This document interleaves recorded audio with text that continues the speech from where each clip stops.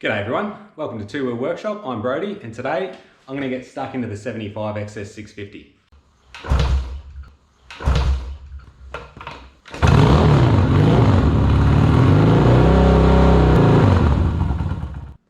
Alright, so if you've been following the channel, you'll know that this bike was imported from America and it's never been registered in Australia before.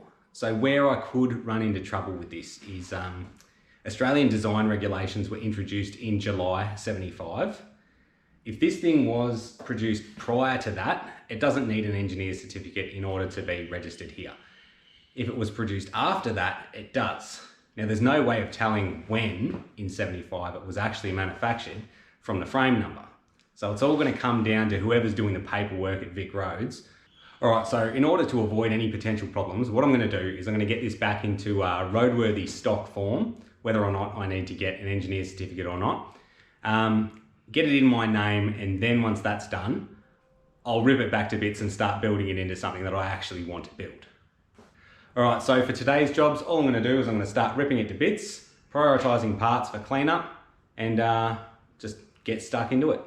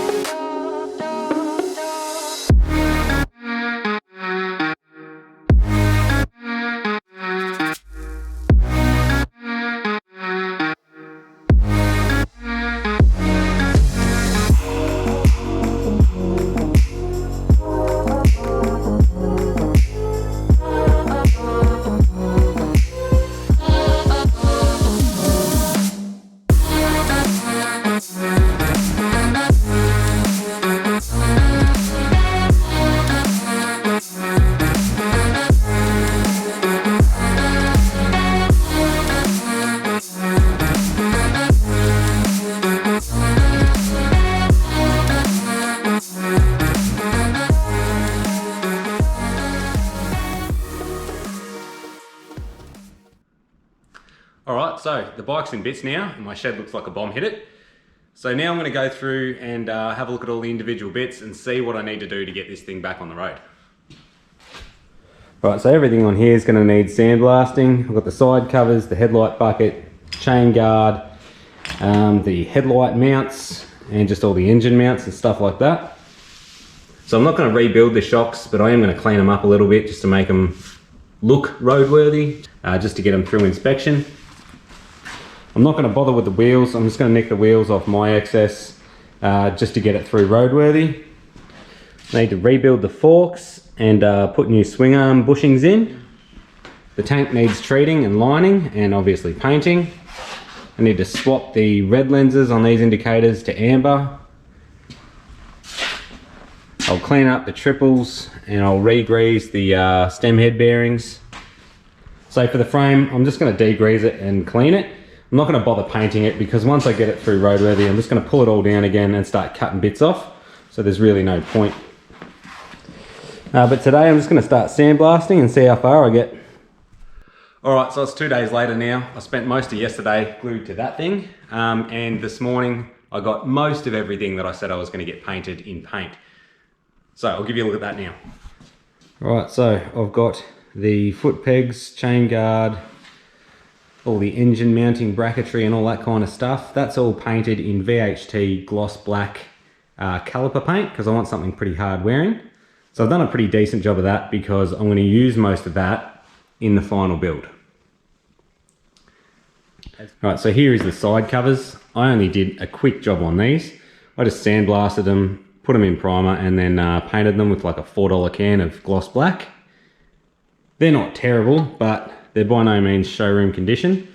This one's pretty bad. That had a lot of pitting on it, and I haven't bothered to fix any of that up whatsoever.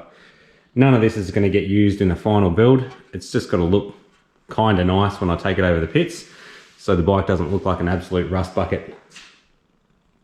Same with the headlight bucket and the headlight ears.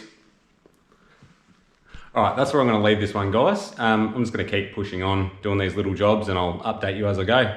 But thanks for watching. Please like and subscribe, and I'll see you in the next one.